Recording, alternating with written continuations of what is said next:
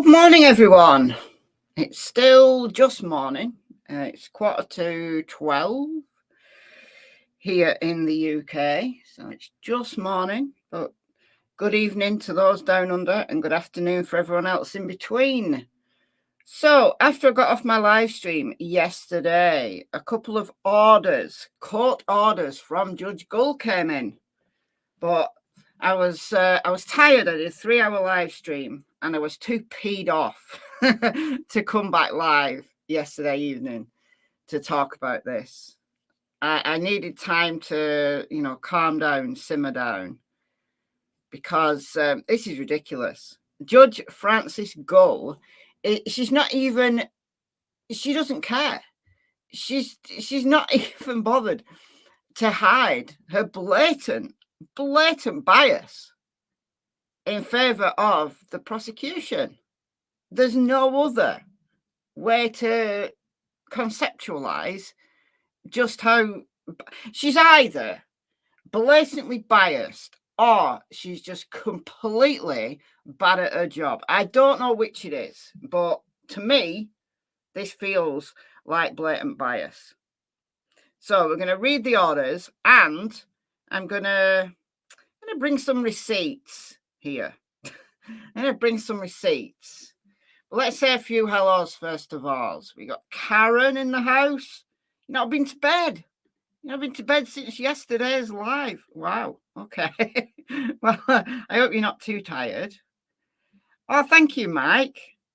Gifting 5 memberships. Let's have a look who got them. If I can scroll back up here on my other screen. Okay, so we've got Lady of Angels, Marina, Rachel, Tucker, and Angela. So welcome, you 5 new members. Monthly membership courtesy of Mike. Thank you so much. Thank you. And we've got E. Robbie in the house. We've got Chris. Yeah, something in this case is wrong. Something is wrong here. Seriously wrong. And I think we've all felt it. If you're prepared to have an open mind about this case, and you're not just Richard Allen's guilty, regardless of anything that comes out, regardless of what anyone says, Richard Allen's guilty. Anyone else can feel, surely, that something, somewhere with this case is just wrong. Just wrong. New Zealand in the house. Hello, Linda Kay. 10:45 on Saturday night. Angie, baby. Hello. I know you're in the UK, so you're on the same time as I am. Chris, hello. Have I said hello to you? Maybe. Yes, I did. Let's see who else we've got in here. Jackie, hello. And we've got, what else have we got? We've got a lot of the same people commenting here. Roke's Funny Farm from West Virginia. Hello. Oh, Chris, you're in Australia as well. Cool. I got a lot of people down under watch my live streams, especially like this time of day. I think this is prime time for those down under. Hello, Osland and Kate, Nicola, Tina Marie, and Krista. Good morning to you. CW, good morning. Great timing for a live. Just got out of hospital. Oh no. You're not been ill. Oh. I suppose you're at a hospital. You're either ill or you're visiting someone who's ill. So I hope all's good. Down under with love. Hello.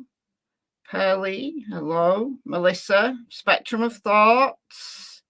Can I get down to the bottom? There's a few people coming in now. Melissa. Who else? Julie's Crafting. All right, I'm going to stop because there's a few people coming in now. All right, so I'm going to keep this fairly concise. I'm not going to go 3 hours like I did yesterday because it tires me out, but also the longer the lives are, the less likely people are to watch. So I'm going to keep this one quite concise because this is really important information. And I'd like as many people to see this as possible. So share this if you've got social media, share out this live stream, and hopefully we can get the message out. Now, the big order that we're expecting, that's not come in yet, the big one, as to whether Francis is going to allow the defence to put on a third-party guilt defence. I don't know how she can stop them, really, but if she grants what Nick wants, to ban words like Odinism or ritualistic killing, or a bunch of names like Brad Holder, Patrick Westfall, Elvis Fields, Rod Abrams, those Odinist guys, and other suspects who've been investigated in the case. And if she disallows the defence from talking about geofencing, even though it's from the state's own discovery, then that's going to be proof positive. That's going to seal the deal for me. I'm already positive that she's biased, but that will absolutely seal the deal for me.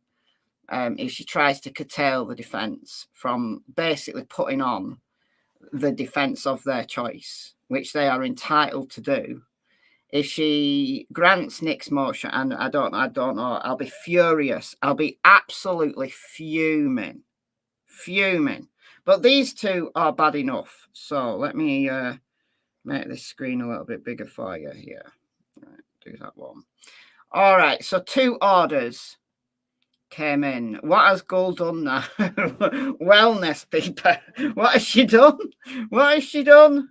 So what she hasn't done is more to the point. All right, so 2 orders. So this is the first one.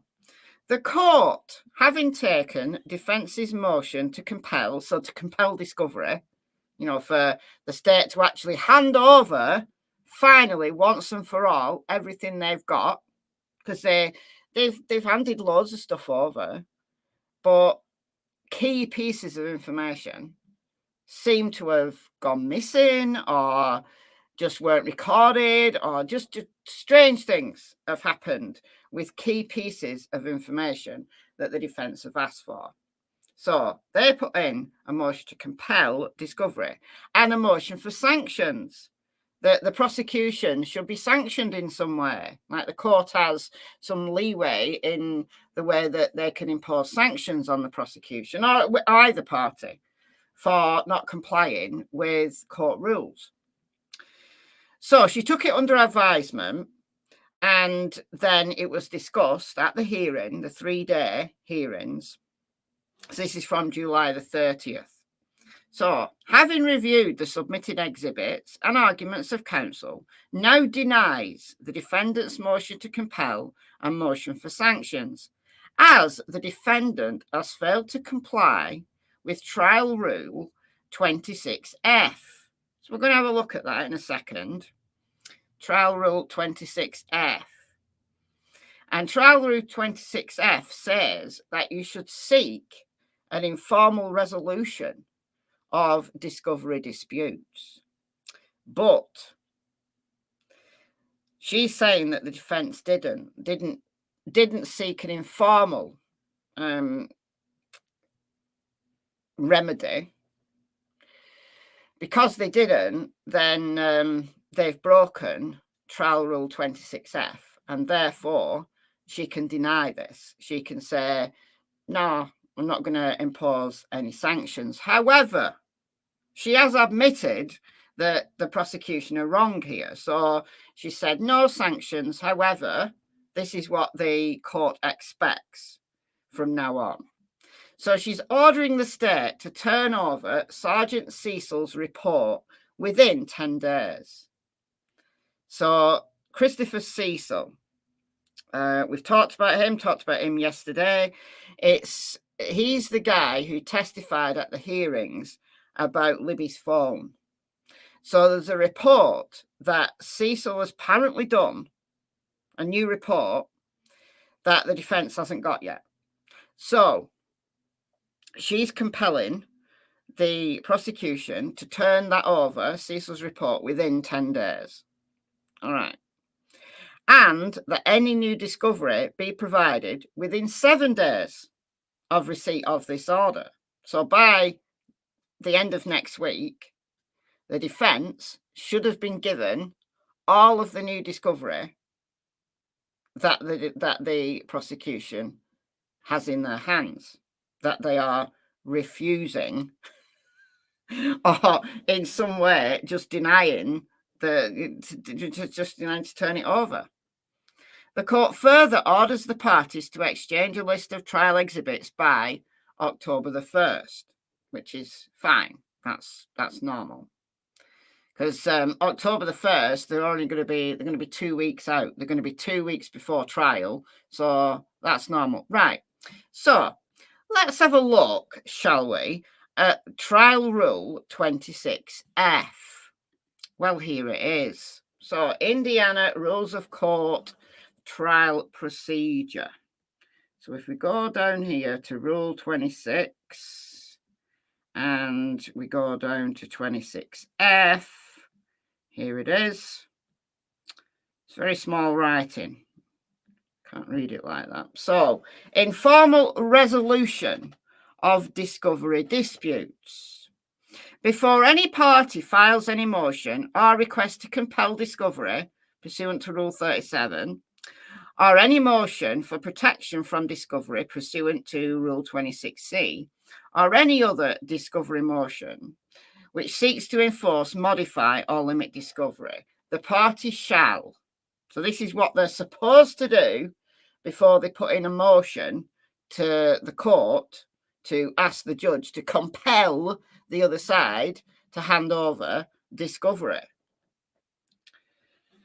1, make a reasonable effort to reach agreement with the opposing party concerning the matter, which is the subject of the motion or request. And 2, include in the motion or request a statement showing that the attorney making the motion or request has made a reasonable effort to reach agreement with the opposing attorney concerning the matter set forth in the motion or request. This statement shall recite, in addition to the date, time, and place of this effort to reach agreement, whether in person or by phone, and the names of all parties and attorneys participating therein. So that's what they've got to put in their motion. All right. Well, the court may deny a discovery motion filed by a party who has failed to comply with the requirements of this subsection. Okay, right. Well, I did a little bit digging, and this is the motion to compel and request for sanctions by the state. 18 pages. Now, this is the most recent one I could find, but if you look at the filing date, it's March the 12th. So we're going back to March. Now, there may be a more recent one that I've missed, but I just had this in my records. And way back in March, now we're not going to read all this. I'm sure I read this at the time. But if we just go down here. All right, so let's go down. All right. Okay.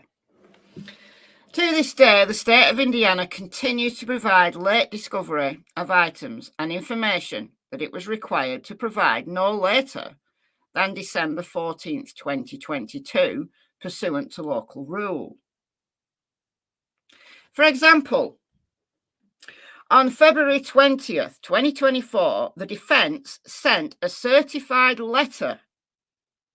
So is this the type of thing that Trial Rule 26F is referring to?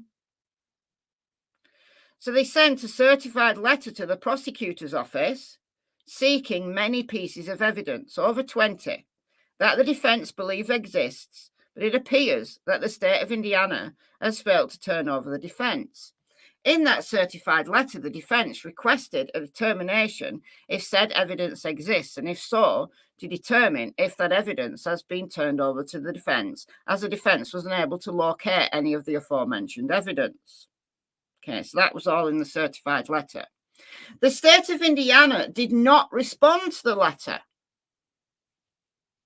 but rather sent one e-discovery strand, which contained a small portion of that evidence requested, including certain videotaped interviews that have never been turned over involving people integral to the timeline.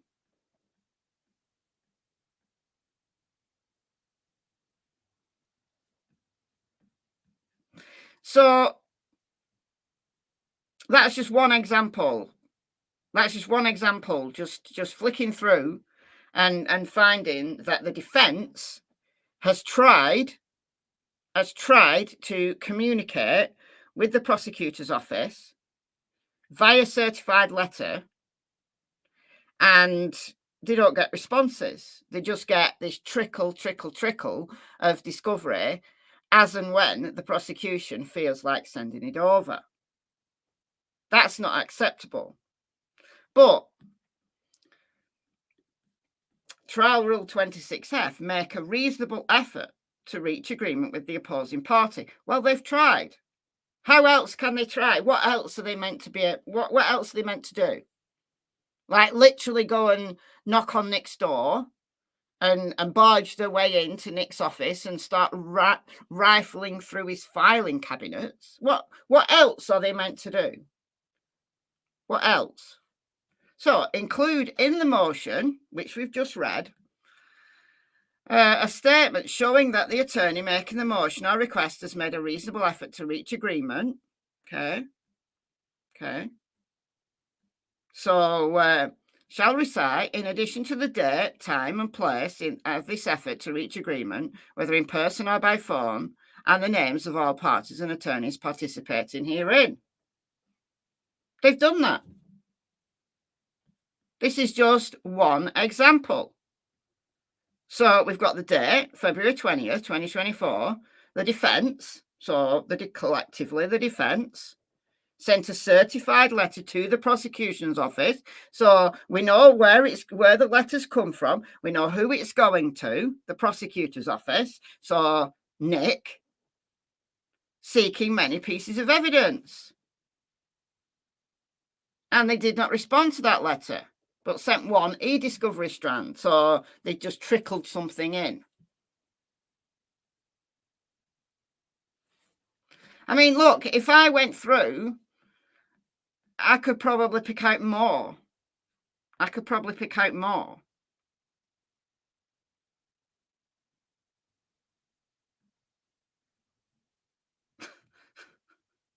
The frustration for the defence is that it's not the first time that the defence has had to make specific requests for specific evidence that the state has failed to turn over to the defence.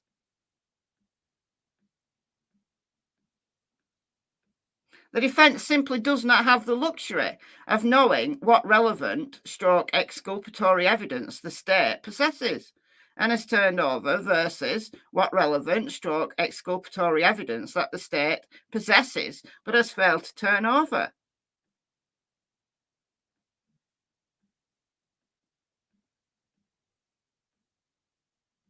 Over the course of this case, many of the items that the state of Indiana has failed to provide to the defence in a timely manner are what the defence would label as major pieces of evidence, even exculpatory evidence.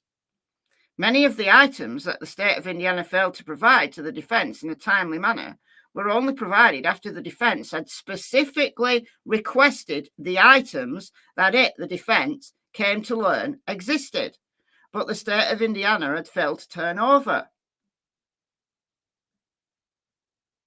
For example, one of the more important pieces of evidence in this case is the data retrieved from the phone found at the scene, so Libby's phone, where the victims were found, as this piece of evidence contains data concerning Down the Hill video and other important information. The phone and the data contained on the phone has been available since 2017. It's been available since the day the girls were found. Yet the defence did not receive the data from that phone by the deadline of December 14th, 2022, because that was the deadline that was set. Like, initially, the trial was set for March 2023, because they always put in in all cases, they always put in a trial date. You know, they know that it's going to be continued. They know that that trial date is simply in the calendar, just in case the defence want to bring a speedy trial immediately. Then the date's there. All right. So the first trial date was set for March 2022. So pursuant to that, the deadline for discovery that the state had in its possession, because remember, when Richard Allen was arrested in October 2022, well, they'd had 5.5 years to, you know, create discovery that should have been there waiting, ready to send over once an arrest was made.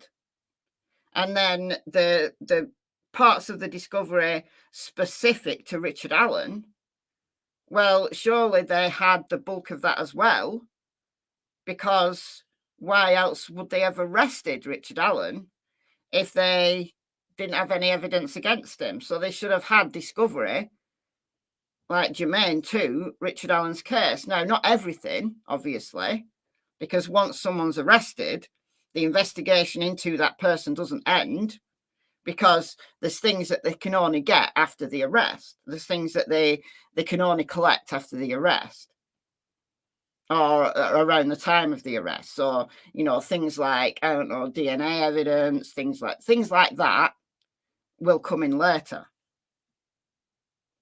When is the trial set to happen? October 15th, 2024. That's the date is in the calendar for jury selection, and then the trial proper starts on October 18th. So the defence has been waiting since December 2022 for information. Now, remember, this was in March. I mean, they've got this now, but as of March 2024, they had a huge amount of information that should have been handed over by December 14th, 2022, and they still hadn't got it. And they tried again and again and again to get this information. So an informal resolution, you know, as cited in Indiana Trial Rule 26F, I think they've done that in spades. They've tried every way that they can to get this information. The defence, knowing that this evidence simply had to exist. I mean, we know Libby's phone existed. We know that there would have been stuff on Libby's phone, because, you know, you can go to the Indiana State Police website today, right now, and see the Bridge Guy video. You can see what was on Libby's phone. But yet the defence, as per March 2024, had not received it. Had not received the information from Libby's phone. The defence, knowing this evidence simply had to exist, finally sent an email to the prosecutor on June 17th, 2023. So we've got the date, we've got the mode of communication, and we've got where it was sent. So which part of Trial Rule 26F have they not complied with?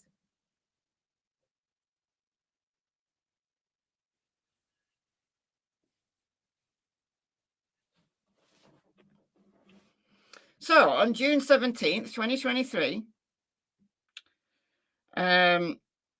requested the data from several phones, including the phone in question that belonged to Liberty German. The state of Indiana did not provide the phone data from Liberty German's phone until September 8th, 2023. Nearly 9 months after the state of Indiana should have turned over that evidence, and nearly 3 months after the defence specifically requested that evidence, even though the defence is not required to make specific requests for relevant evidence. No, it should be just turned over. Most of the other items in requested in that June 17th, 2023 email to the prosecutors still to this day have not been turned over to the defence. So this was as of March. This includes data, reports, and other information related to the image on the bridge purportedly taken on Libby German's phone at 2:05 on February 13th, 2017.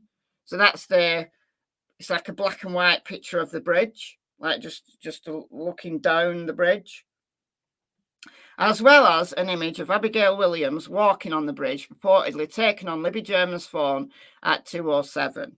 So we now know, they do have this information now, we now know that that wasn't actually, that 2:07 picture of Abby wasn't on Libby's phone. So it presumably was sent to people on Snapchat, didn't download onto the phone, but we've got it. We've got it because people screenshotted it from Snapchat and then it just circulated around the internet. But it's only recently we've actually found out that that picture wasn't on Libby's phone.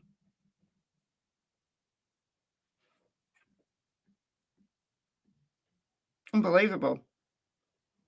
Unbelievable.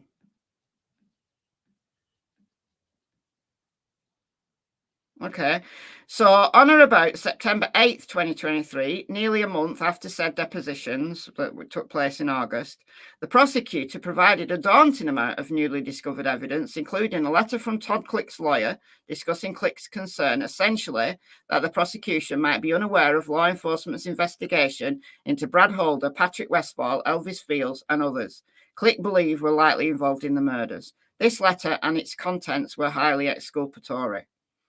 Upon receiving this missing evidence, the defence was surprised, shocked, to learn that on May the 1st, 2023, the prosecutor's office signed for Todd Click's letter and the exculpatory evidence and the information contained in that letter, yet failed to alert the defence as to the existence of exculpatory discovery until after the prosecution knew for certain that the defence would definitely be calling Todd Click in for future depositions. At this point, the defence would most assuredly learn of the existence of this exculpatory evidence.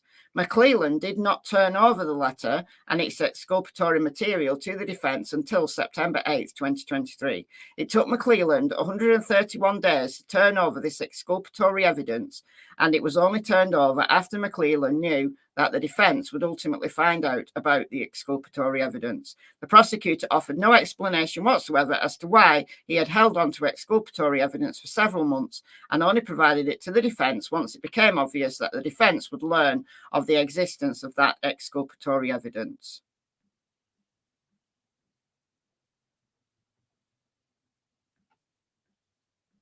So they then, after September, then they started sending stuff over. Like loads and loads of discovery that they'd held on to.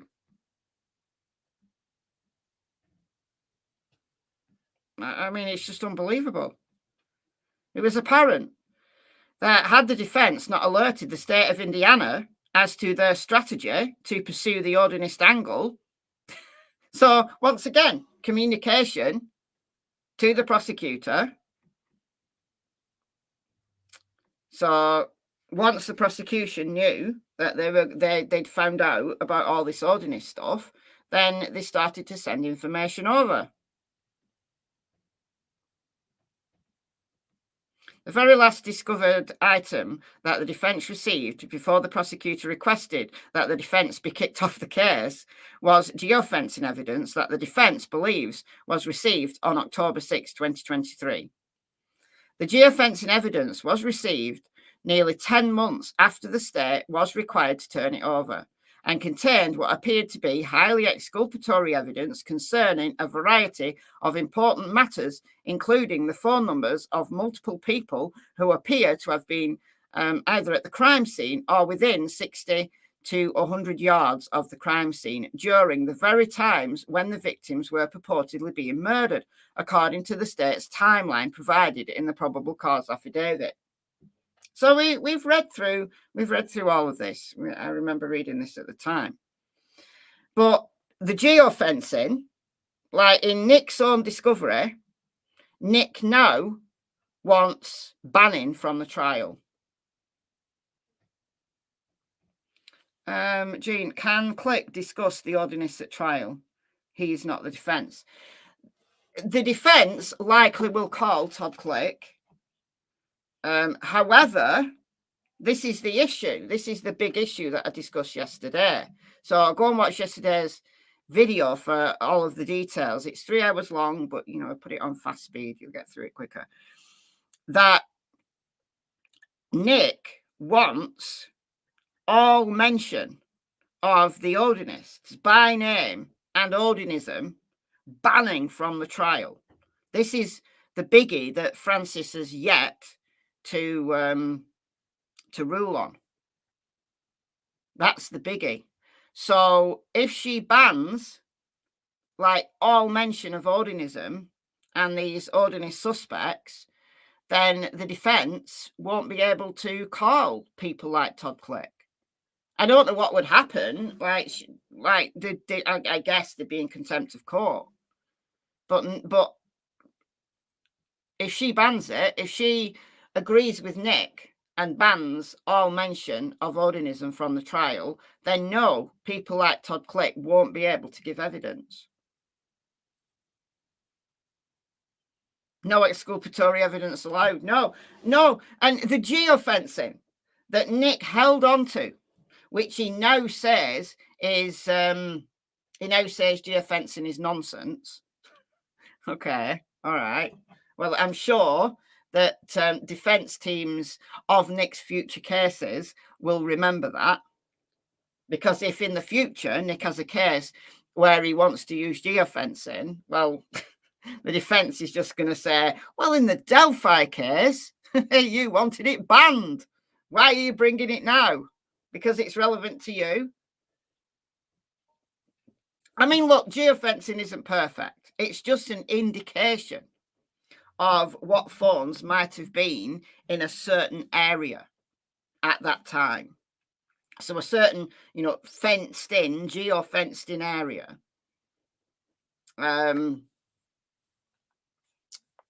People say that it's a violation of people's privacy, that geofencing even exists. But at the end of the day, it is technology that does exist. And in this case, the prosecution followed this line of inquiry and had a geofence set up. And it was found out that there were multiple people, or at least multiple phones, that appeared to be in or around the crime scene, within 100 yards of the crime scene, during the very time when the victims were allegedly murdered. And in Nick's timeline, between 2:30 and 3:30, there was multiple phones in that area. Now, one of them would have been Libby's phone, so we can take that out. But everybody else's phones, who were they? And was Richard Allen's phone there? Because we've never heard anything at all about Richard Allen's phone. Not from the prosecution nor the defence. We've not heard anything about Richard Allen's phone. So was Richard Allen's phone one of those phones in that vicinity?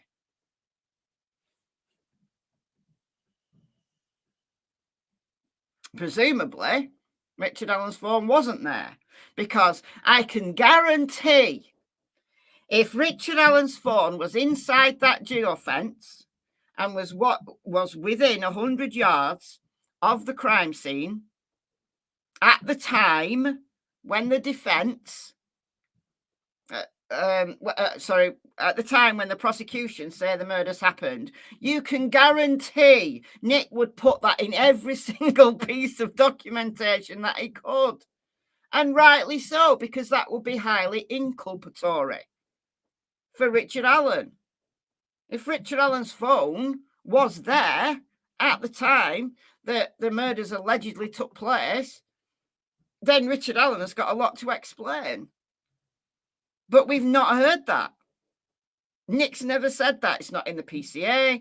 It's not in any motion that Nick has put forward. It's nowhere. We've never heard anything about Richard Allen's phone.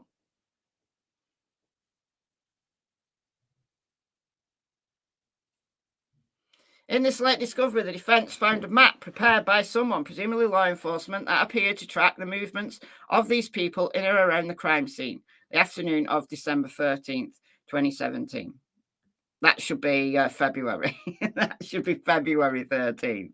You can tell Andy Baldwin's written this because he gets a lot of dates wrong. So that should be February 13th, 2017, including between 3:02 and 3:27. At or very near location within 60 to 100 yards of where the bodies were ultimately found the following day. So here we go, another one. Since their return to Richard Allen's defence, Allen's attorneys have specifically requested via email. So again, we've got communication between the two parties with the date. So February 26, 2024, that the state of Indiana provide all narrative reports related to the geofencing data, as well as all documents related to the geofencing data. But the state of Indiana so far has claimed that no such documents exist. So they actually did reply. So there's been numerous attempts to resolve these discovery disputes as per Indiana Trial Rule 26F. So why is Frances saying that she's denying this motion because the defendant has failed to comply with Trial Rule 26F in seeking an informal resolution of discovery disputes? Why? Either she is so blatantly biased that she doesn't even care that people will question that and see that it's simply not true, or she's just been incredibly lazy and she hasn't even read the motion that the defence had put forward in March. She hasn't even read it, so she doesn't know. She doesn't know what measures have been taken to resolve these disputes. So which is it? She's either incredibly lazy or she's just blatantly biased and she doesn't give a rat's ass what people think about it. Okay. Second one, second order. Equally frustrating. The court, having had the defendant's second motion to dismiss, so this is the second time the defence has tried to have the case dismissed, based on, procedural matters and such. Now, look, motions to dismiss a case, they very, very rarely work. Very rarely work. Occasionally they do. Alec Baldwin, the gun issue, if you remember, from very recently, if you followed that, Alec Baldwin's case was dismissed based on discovery problems. But it's rare. It's rare. So you don't expect a motion to dismiss, to win. However, it's just it's issue after issue after issue. It's all compounding. So the court, having had the defendant's second motion to dismiss based on newly discovered, destroyed and or missing exculpatory or potentially useful evidence under advisement, following a hearing conducted on July 30th, and having reviewed the exhibits submitted and the arguments of counsel, now finds that the law is against the defendant. Get this. No evidence has been presented to the court that the state destroyed exculpatory evidence, nor that the state acted in bad faith. The defence argues that this alleged exculpatory evidence all relates, words matter, that this alleged exculpatory evidence all relates to one person, Brad Holder. However, no evidence has been presented to support this argument, nor has any evidence been presented to negate the evidence offered by the state, which cleared Brad Holder of involvement in these crimes. Defendant's second motion to dismiss is therefore denied as unsupported by law and evidence. What do you think to that? That was what really, I was mad. I was mad when I read that. Like, she sat through 3 days of hearings and all she can write is one paragraph saying, well, he was cleared. He was cleared. Despite there being no investigation, as we talked about yesterday. So again, go back and listen to yesterday's live stream, because we went through it all yesterday. Again. And Brad Holder was cleared based on an alibi that he was at work at the time of the murders. But there was no further follow-up. So we don't know whether Brad Holder lied. We don't know whether he was on camera. What if he was on camera at work, you know, during the time of the murders? Okay. But then we have to flip the script and say, how do we know when the murders took place? Because Brad Holder's only got an alibi if the murders took place between 2:30 and 3:30 on the afternoon of February 13th, 2017. But where's Nick's evidence that the murders actually took place at that time? Because it seems to me the only evidence he's got is that Libby's health app stopped recording steps at 2:32, which we found out only very recently.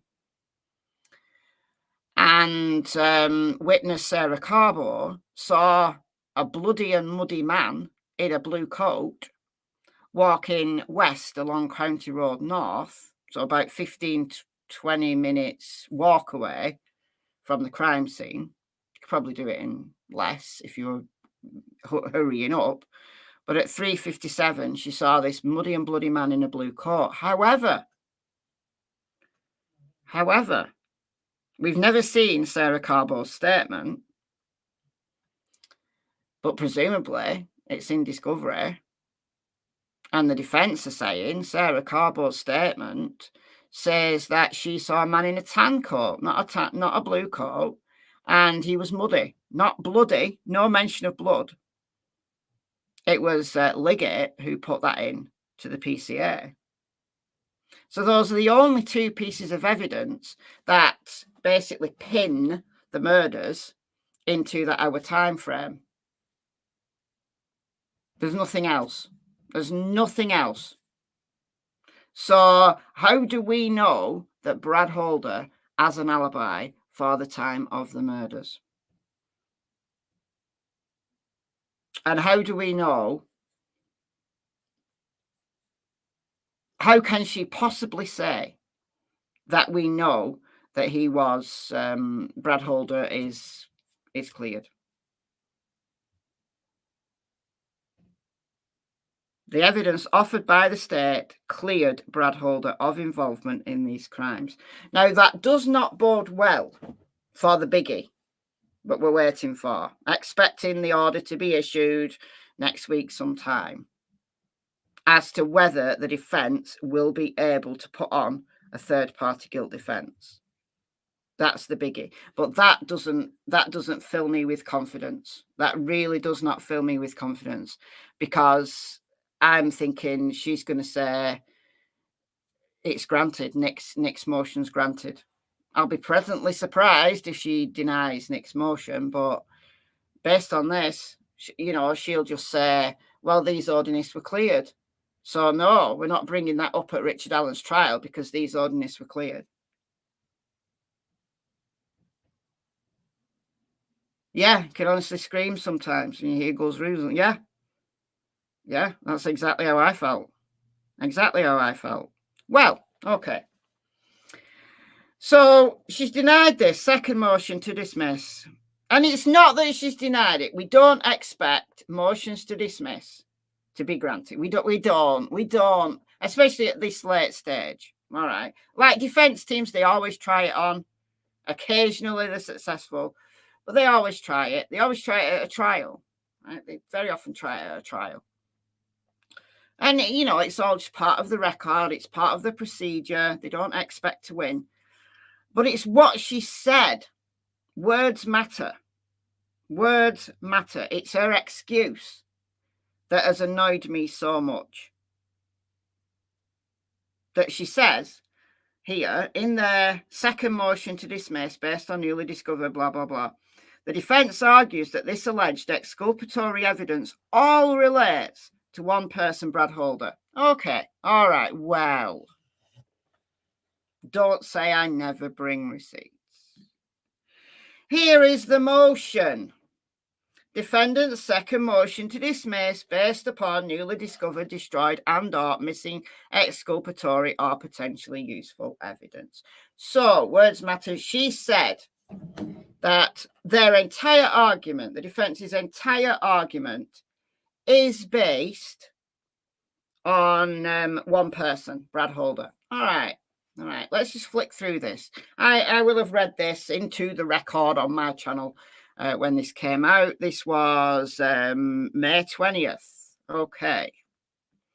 All right, so let's flick down. All right, now, but granted, a lot of this is about Brad Holder. So if you just flick through and, you know, look how many times Brad Holder's name's mentioned, it does look very Brad Holder heavy. It does. However, words matter. So let's go. All right.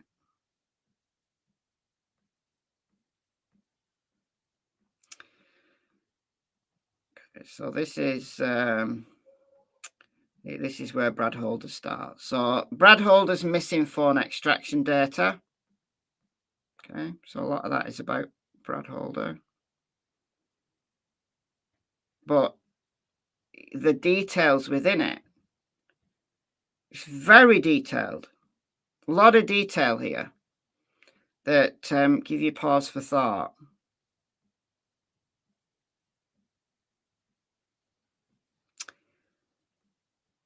You see, like this. The prosecution has turned over the data extracted from Logan Holder's phone, but not any data extracted from Brad Holder's phone. While the data from Logan Holder's phone was extracted, law enforcement apparently claim that they failed to extract data from Brad Holder's phone, even though both he, Brad, and his son Logan turned over their phones to law enforcement at the same time. So Logan, being Abby's boyfriend at the time, of course, they're going to want to look at Logan's phone. All right. But Brad Holder was already a suspect at this point. This would have been February 17th. He was already a suspect. People have been calling in tips about Brad Holder. And yet it appears that they failed to extract any data from his phone. Jerry Holman stated under oath at a recent deposition that he believes police just looked through Brad Holder's phone, but encouraged the defence to find out for sure from the FBI. You know, it's just little things like that. You think, there's just something wrong here.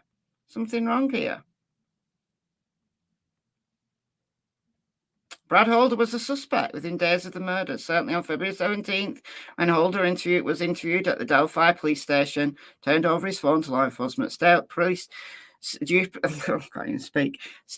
Superintendent Doug Carter was aware that Brad Holder was a suspect. Even the top FBI agent in Indianapolis, Jay Abbott, was aware that Brad Holder was a suspect.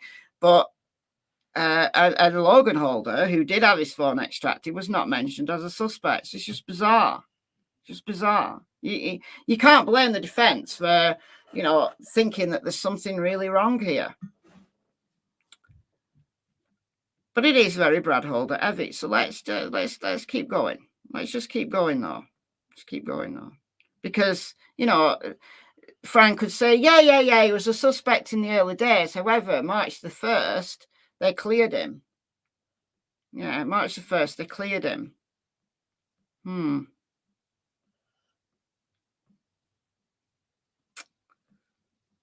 But it just keeps going, it keeps going, it keeps going. All right, okay. Patrick Westphal. So, words matter. Words matter. Okay.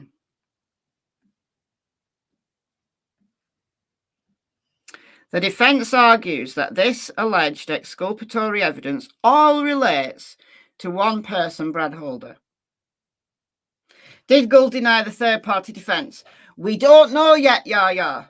We don't know yet. That's the biggie. We're still waiting for that. We're still waiting for it. But based on this wording here, it doesn't fill me with a great deal of promise that she's going to deny Nick's motion. So, defence argues that this alleged exculpatory evidence all relates to one person, Brad Holder. Okay. So, yeah, got lots of Brad. But then we've got Patrick Westphal, interviewed on August 17th, 2024. Well, that must be 2023 because this was written in May. So August the 17th hadn't happened yet. But anyway, law enforcement extracted data from Westphal's phone. The phone extraction shows that Westphal's phone had no data prior to August 11th. Okay. In other words, it appears that Patrick Westphal either erased all of the phone data on his phone or purchased a new phone after police contacted him on or about August 11th.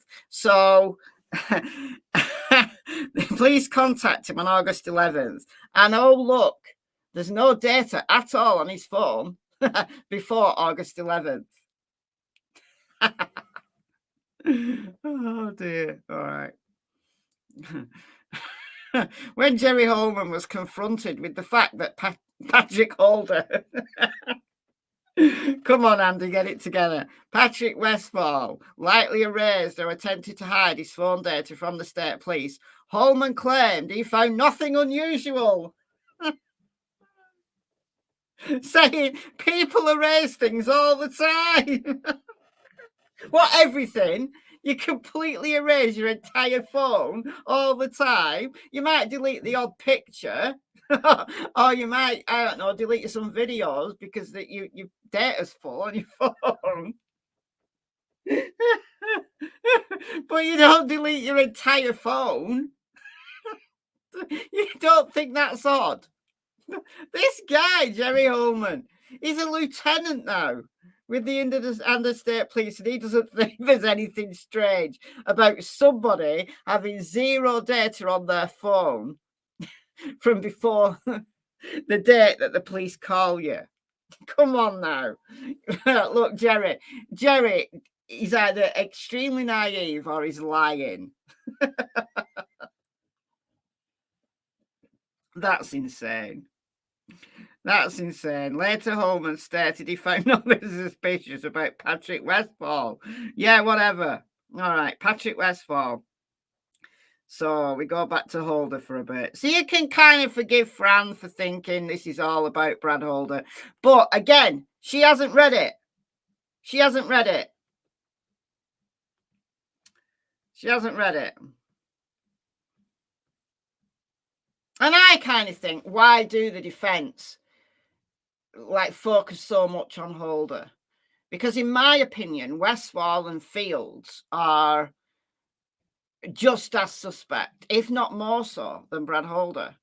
Like, maybe the defense knows stuff about Brad that they've not said, and that's why they focus heavily on him.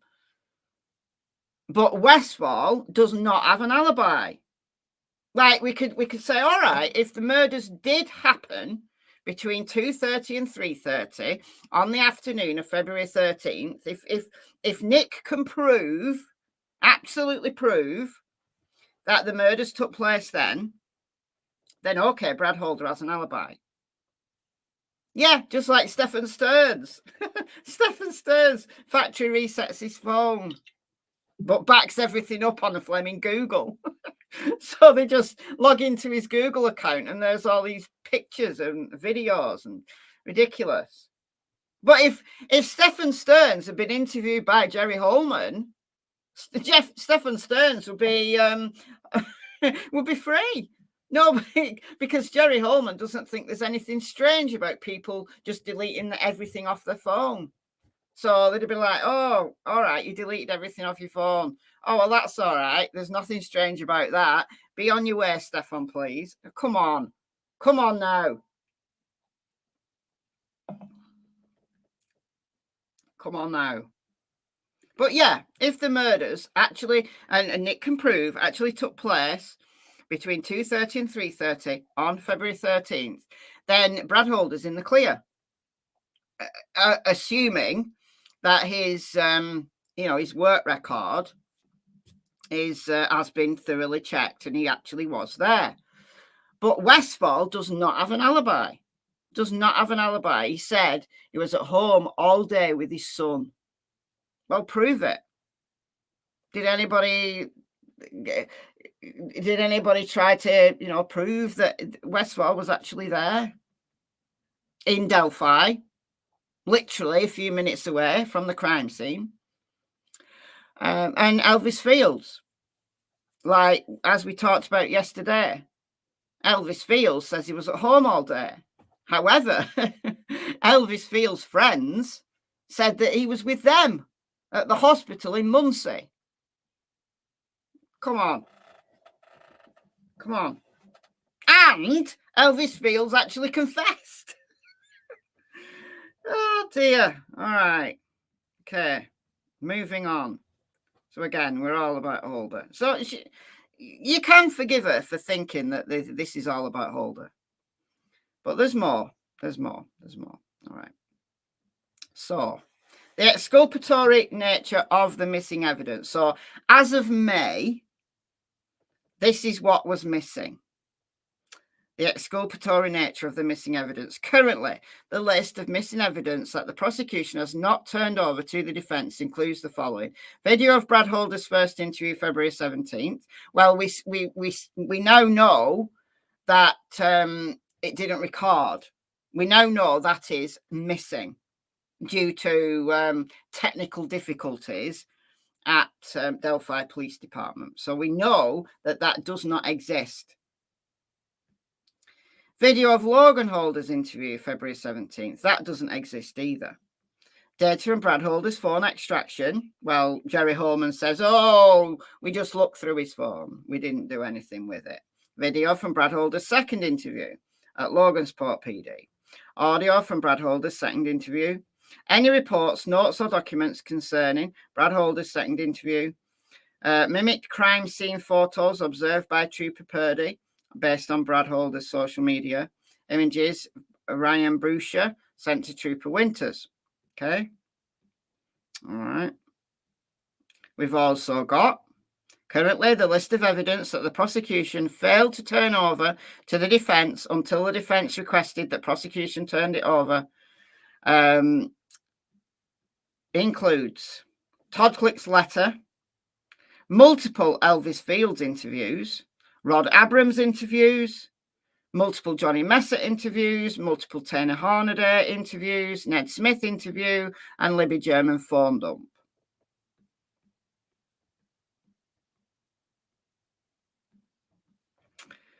And I think the importance of Brad Holder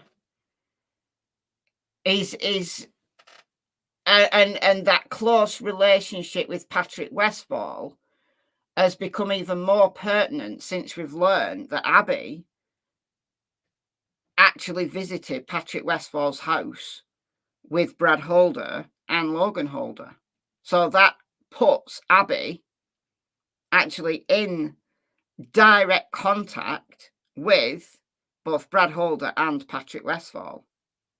But yet Francis doesn't think that there's anything strange in that they actually knew Abby, actually knew her, whereas there's no evidence whatsoever that Richard Allen knew Abby or Libby personally, and no motive for Richard Allen to have murdered Abby and Libby, or indeed anyone.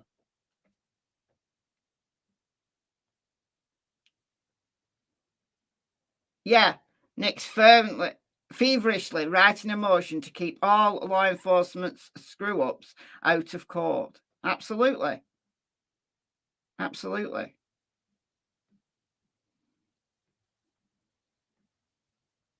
Because he lied. He absolutely lied about it. He lied about it. So we've got Brad Holder.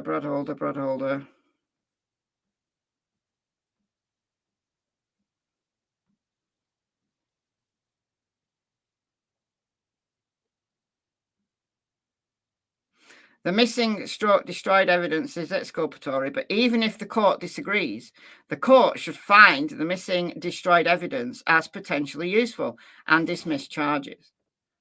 As detailed in the accompanying memorandum, if this court finds that the missing stroke destroyed evidence is not exculpatory, but does find it's potentially useful, then the court should dismiss charges. Well, she said, no, it's not useful. It's not useful. But there's more. There's more.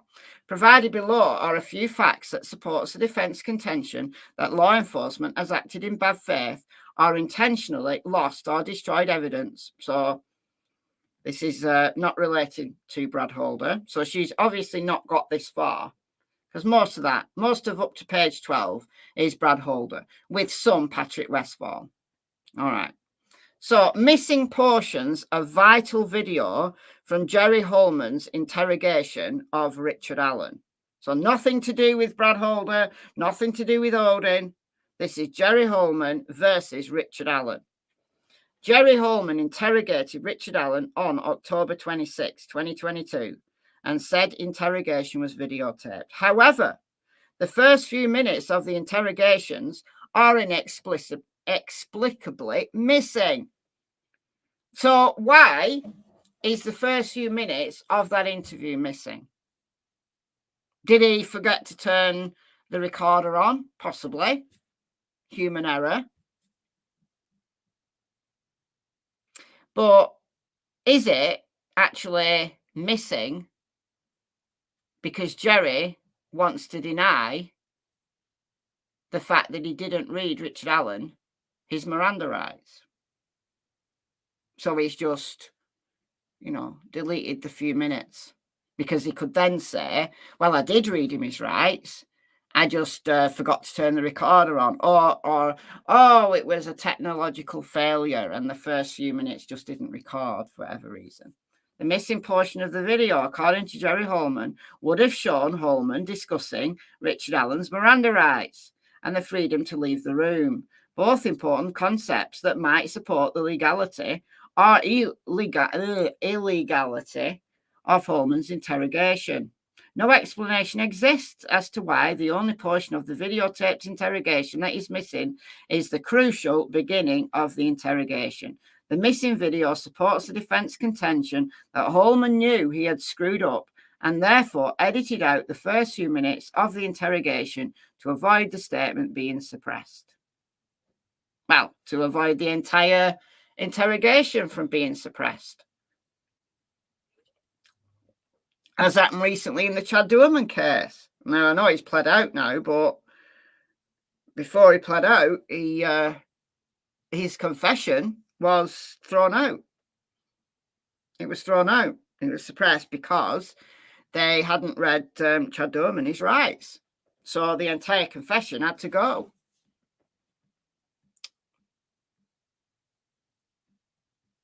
But that's a judge who's actually doing their job. So we got more Jerry Holman. Jerry Holman lied in his August 10th, 2023 deposition that Brad Holder was never a suspect, because he was. So, yes, that does relate to Brad Holder, but it's actually about the fact that Jerry Holman has acted in bad faith, saying he was never a suspect when he absolutely was. He's just lied. Prosecution failed to turn over the Todd Click exculpatory evidence for 4 months and only turned it over after it was obvious that the defence would be learning the existence of the Click letter.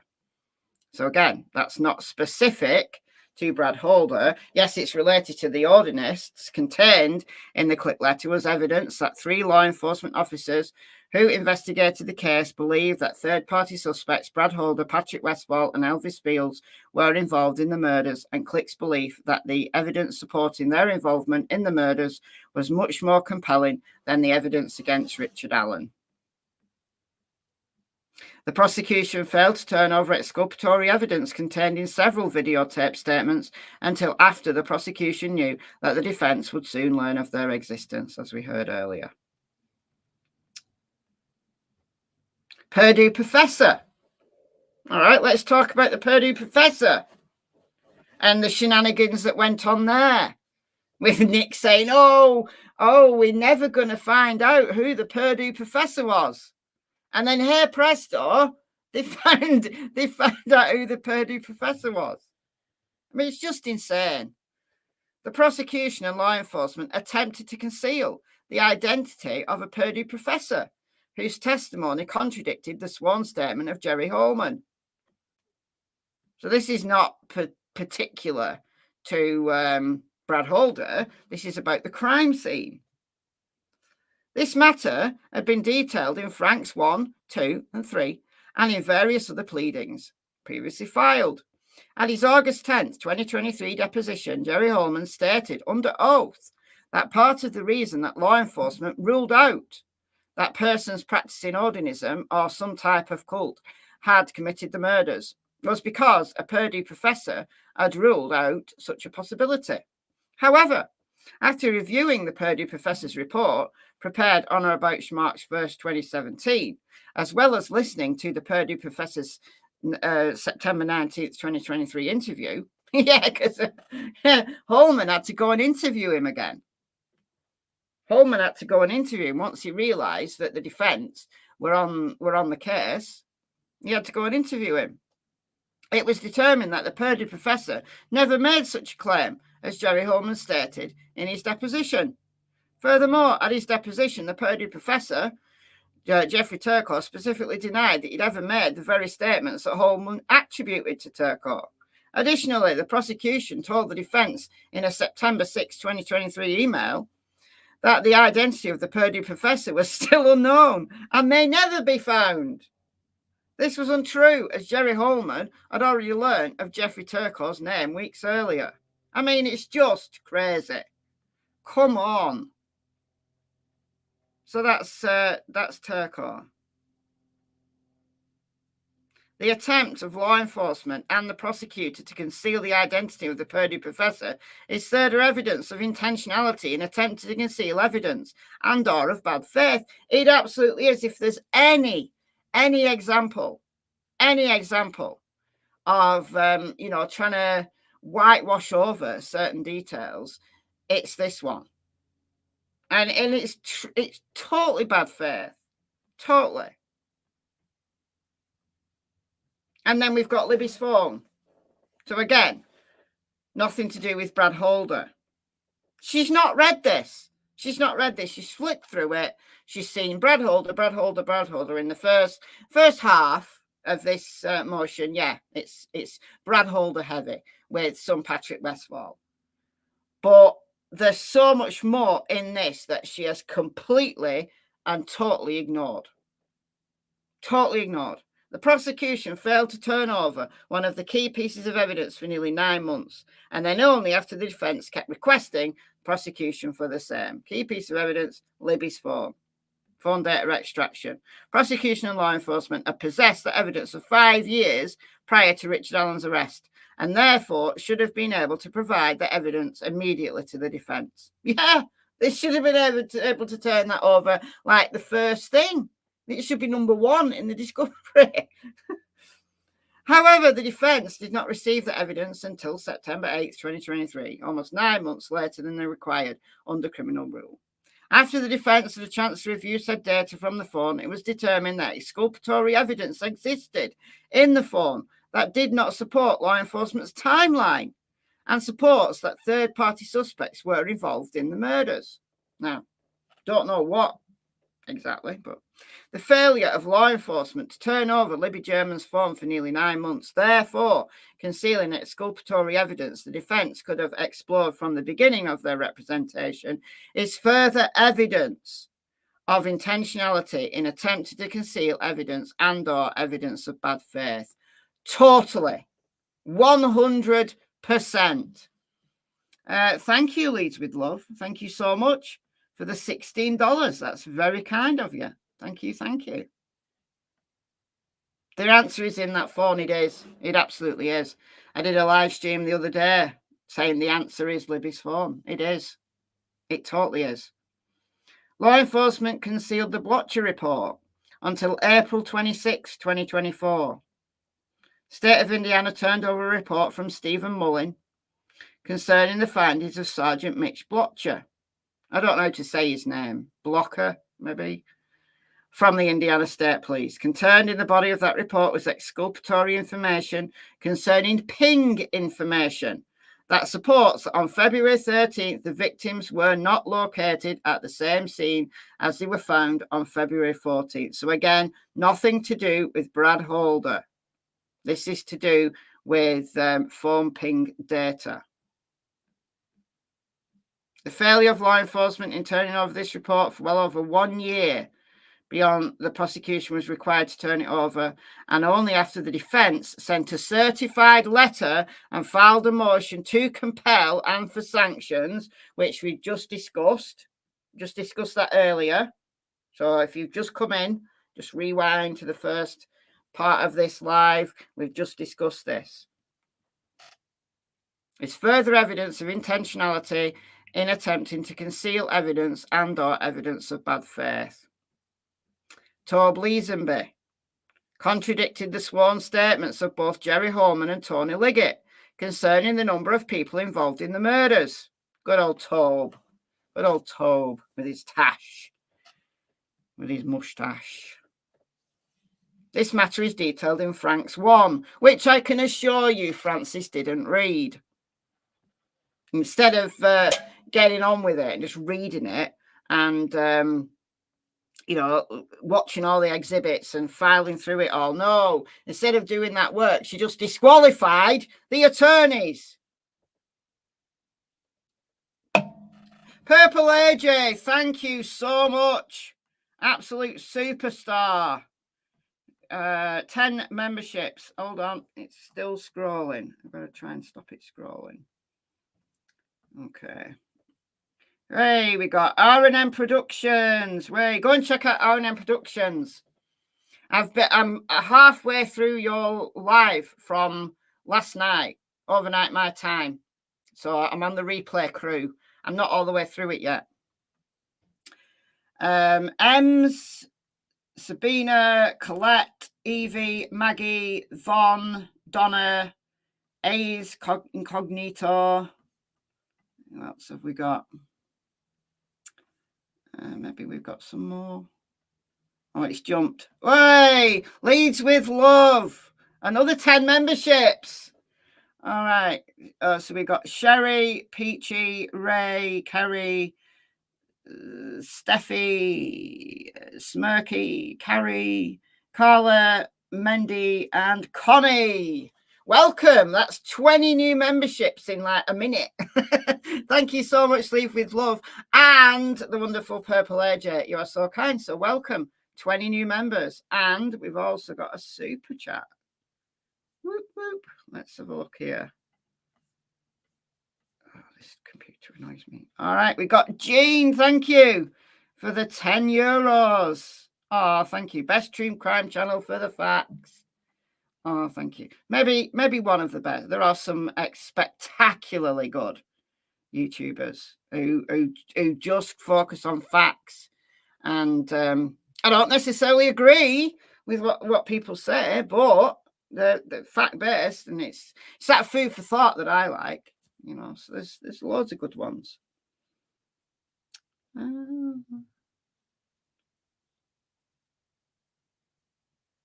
Oh, BCTV, bit stuck for money. Don't worry. Being here. being here, like the video, share it, you know, that kind of stuff. All helps with the algorithm. That just helps the channel.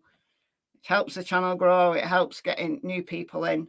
So if you can't afford to donate, don't worry. Just do what you can. Like, share. That's all I need.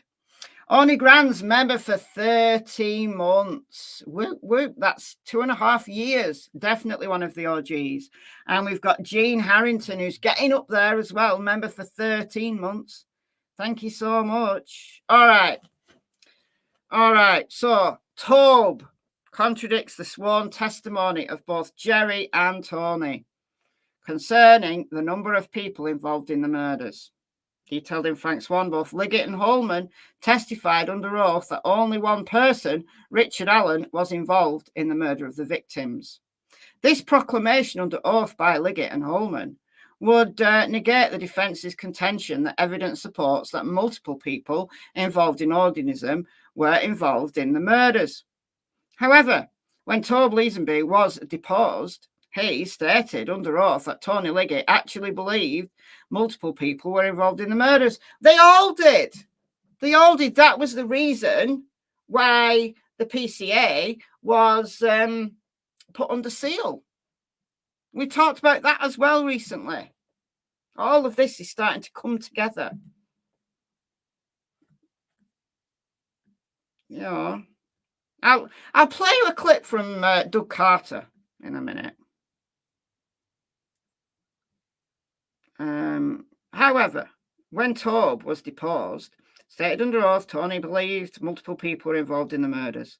This contradicting sworn testimony of law enforcement is further evidence of intentionality on the part of law enforcement to conceal their actual beliefs concerning the number of people involved in the murders of the victims in order to direct the defense away from theories that Odinists were involved in the murders.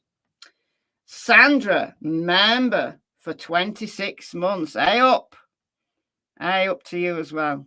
Definitely one of the OGs. And CW, member for 11 months. Thank you so much. Hit that like, definitely. No recordings of Richard Allen's interview with Dan Dullard exists. Well, we know we'll keep trying. In 2017, Dan Dullard stated that he knew that he had audio recorded interviews when conducting interviews of tips and leads. Yeah, he said, yeah, I thought I taped everything, but I'll keep looking. Well, he claims that he now believes he never audio recorded his interview of Richard Allen. I think I must not have audio recorded it because all the other ones I had are in a file on my computer and I listened to each of them just in case they were mislabeled. Every audio recording I have and none of them for Mr. Allen.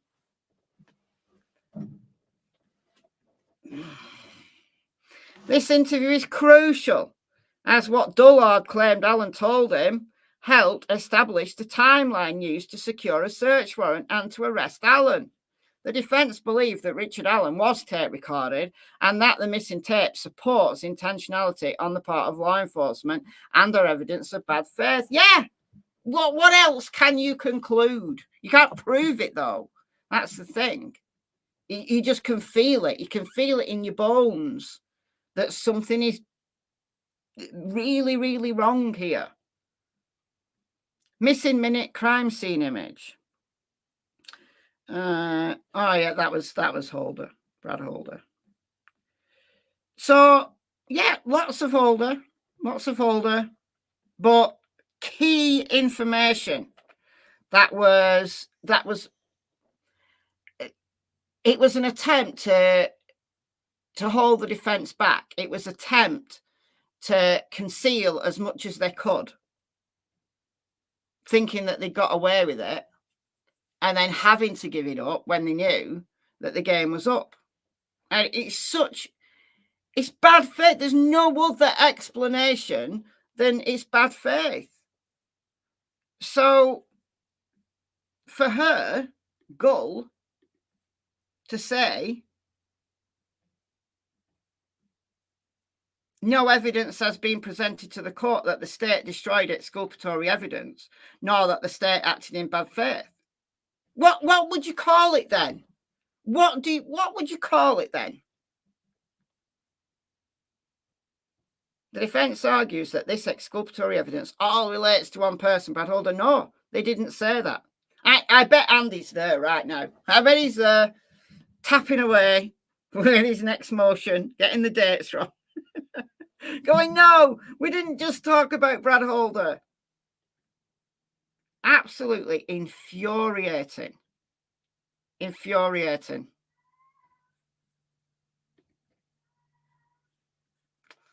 I can't deal.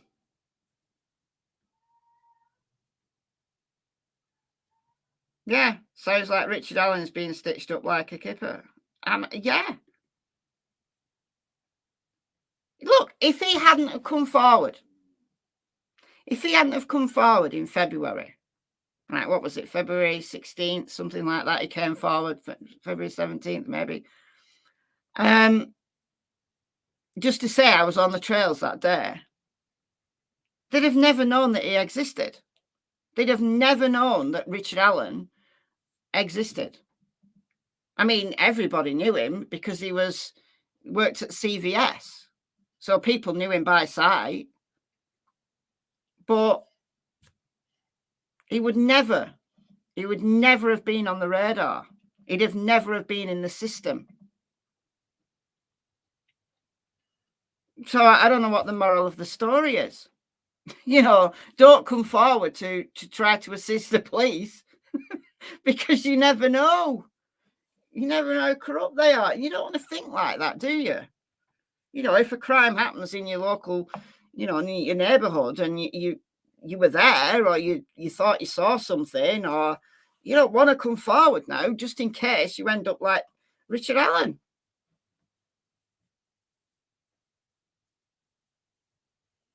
They'd never have known who he was.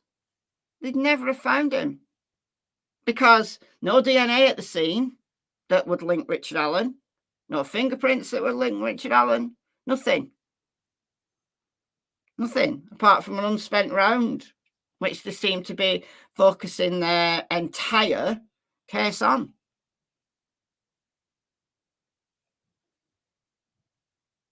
Who are these people accountable to? I don't know.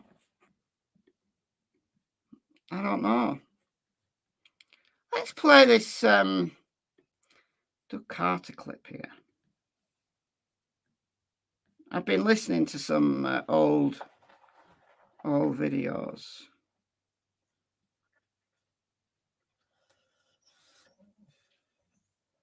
All right, how about this one?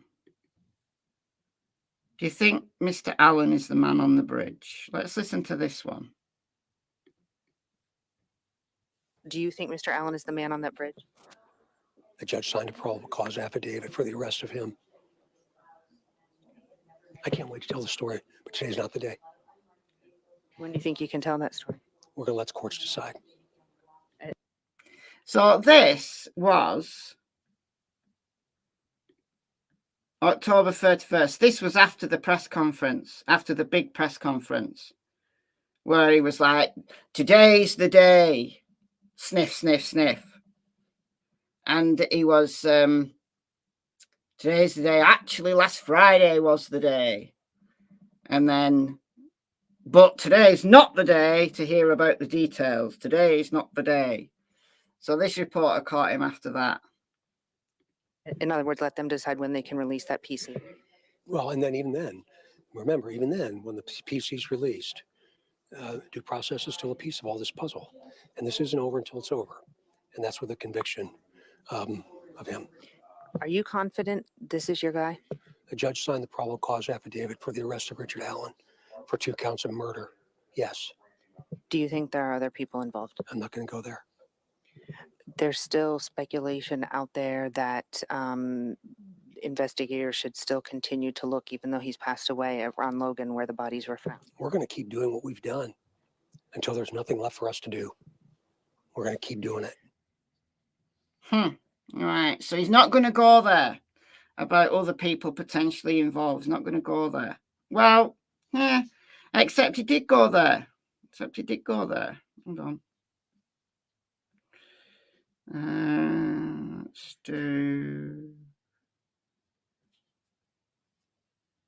Let's do the press conference. We're not going to play it all, just a little bit of it. Just a little bit of it. Right.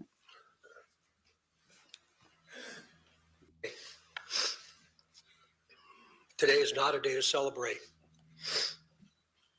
but the arrest of Richard M. Allen of Delphi on 2 counts of murder is sure a major step in leading to the conclusion of this long-term and complex investigation.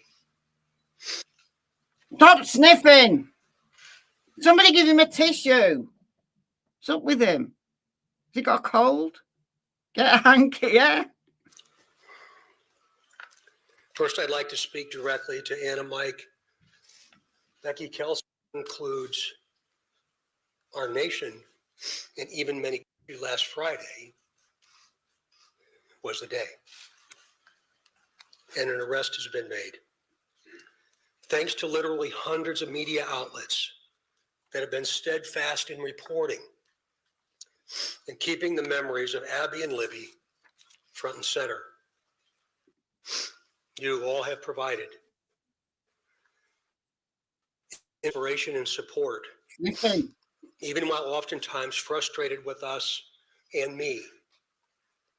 You continue to encourage the efforts, and you too believe that one day we would all be here participating and sharing this news. To the entire law enforcement community, which includes all local, state, and federal agencies, which are far too many to ensure that if any other person had any we are going to continue a very methodical and committed approach to ensure that if any other person had any involvement in these murders in any way, that person or persons will be held accountable. Well, that sounds to me like he thinks that there might be other people involved. Let's see what Slick Nick has to say for himself. Is he on this? I don't know whether this is the full presser. No, I don't think it is. All right, we do have the full presser though. 1 second. Hold on a minute. Let me find it.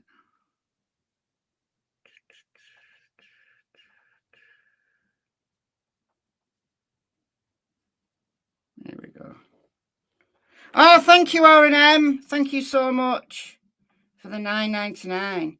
As Carter Atala displaying RA face to the world, calling him a murderer, RA was writing a letter throwing himself at the mercy of the court, begging for counsel. Same day, and they blocked his mail. It's insane.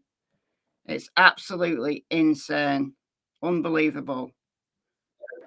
My name is Sergeant Jeremy Pierce. All right, Nick comes on at the end. There's Tobe.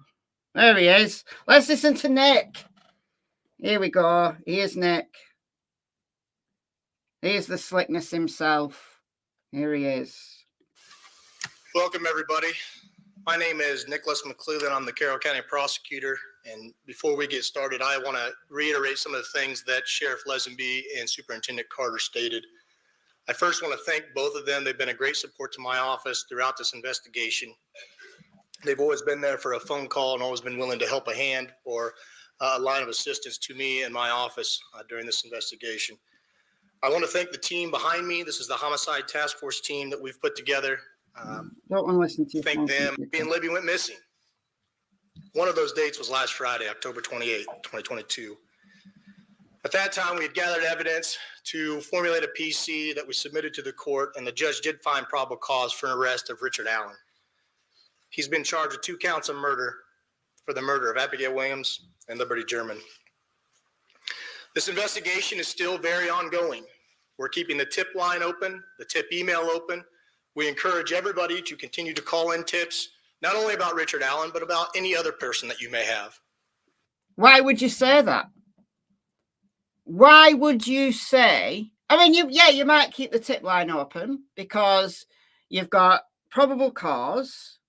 but, you know, you want as much information on this guy as possible. So you might keep the tip line open. You know, you've got an investigation to finalise. But why would you say that you want tips on any other person?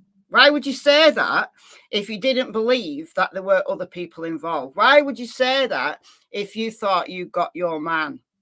Why would you say that? Like, did they do that in Indiana? In Idaho, when they arrested Brian Koberger?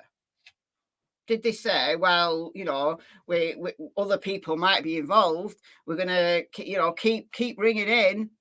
I don't remember them doing that. AKA Radar, thank you so much for the $9.99. Thank you. I don't remember them saying that. Maybe they did and I missed it. For that reason and for the nature of this case, the probable cause and the charging information has been sealed by the court. I've been very clear to everybody that per the court order, we cannot talk about the evidence that's in the probable cause or the evidence that's in the charging information. That will become evident to you at some point and it'll be released, but right now is not that day. Today's about Abby and Libby, focusing on them. Mr. Allen has had his initial hearing. He's entered a preliminary plea of not guilty.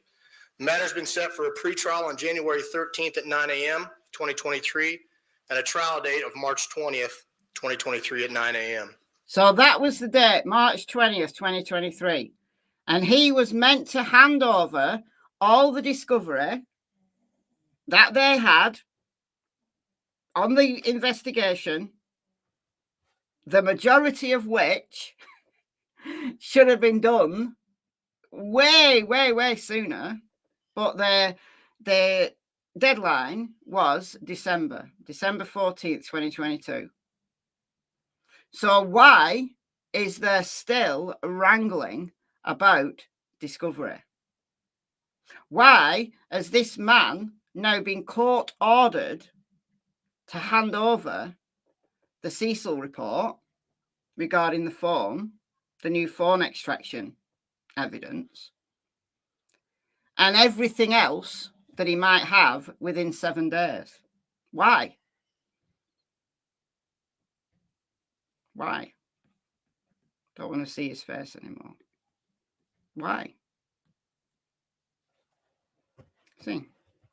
The court will order the state to turn over Sergeant Cecil's report within 10 days of the date of this order, and any new discovery be provided within 7 days of receipt. So is that just new discovery, or is that, what about all discovery? All discovery, everything you've got, turn it over within 7 days. Because how do we know that there isn't more that they've not turned over? Like, they've only turned stuff over when they've realized that the defense knows that there's more stuff. And you don't know what you don't know. How is this still allowed to carry on? How can she not see that they have been...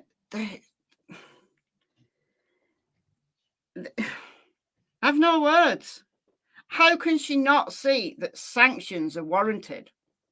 You know, for next to nothing, she disqualified Brad Rose and Andrew Baldwin, literally for next to nothing. Can you imagine the state that she'd be in? She'd be flipping her lid if Brad and Andy behaved like Nick in relation to, you know, things like discovery, turning over information. She'd have absolutely flipped her lid. And for this reason, for all of these reasons, she is so blatantly biased. She's so biased. I have no other way to describe. She's just so, she's biased. She's just the worst judge I've ever seen in my life.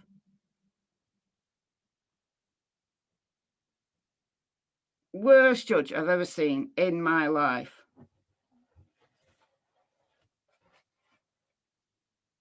She's either being threatened or something. The heart's in the way. I'm going to have to wait for a new comment. Oh, I can see it here. She's either being threatened or paid off, or someone close to her is involved. I think she's just so pro-prosecution. I'd be interested to, see what some of her other cases were.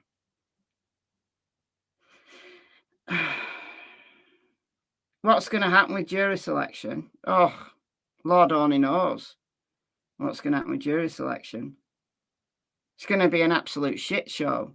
It's going to be a shambles. Absolute shambles. All the cases she sat on the bench need review, yeah.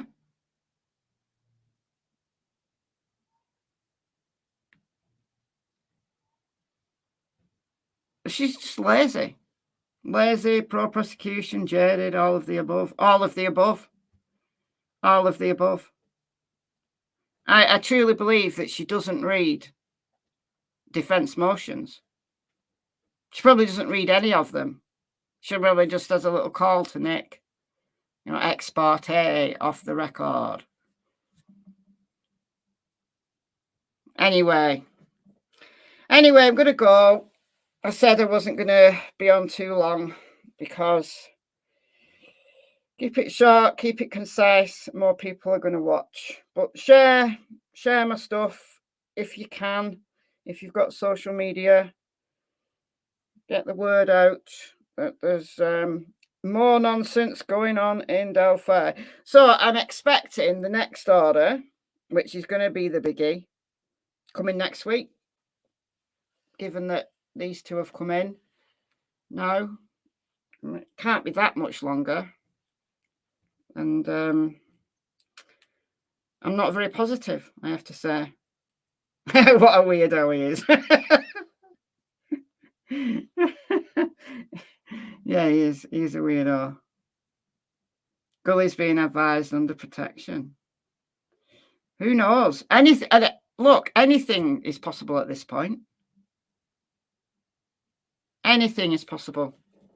All right, gonna go. Thank you so much. Enjoy the rest of your day. Happy Saturday to everybody. Hope you're all well. Thank you so much for the donations. You are so kind. Welcome to all the new members. 20 new members today. All good stuff. Please check out timeline and video from last night. I will. I have. I'm about not quite halfway through. But yeah, strongly recommend. I'll actually get the link to it because it's in my history. Because I was watching it before this. Hold on a minute.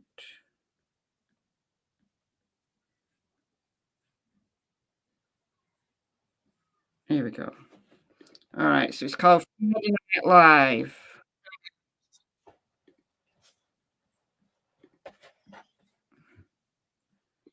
All right, so Friday Night Live Watchers Watch Party. All right, here it is for those who want to go and watch this straight after. There you go. 25. Oh, yeah, 25 new members. Mike donated 5 early on. So he did. All right, I'm going to go. Thank you so much. Thanks, mods, as always. Keep us all in check, even me. All right, I'll see you tomorrow. Bye, folks.